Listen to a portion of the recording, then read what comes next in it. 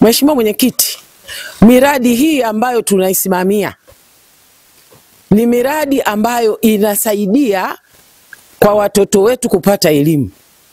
Hususan watoto wa kike walikuwa wanaolewa bila kujali elimu kwa sababu ya umbali.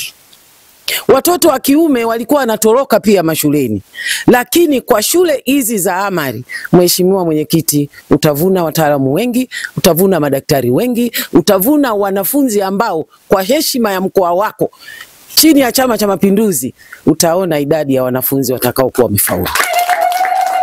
Kwa hiyo Mheshimiwa Mwenyekiti, sikufurahia tu majengo, lakini uboreshaji wa CCM kwa elimu ni moja ya ajenda ambayo mama yetu anayo. Kama mwanamke ameona umuhimu wa elimu kwa wanawake na vijana.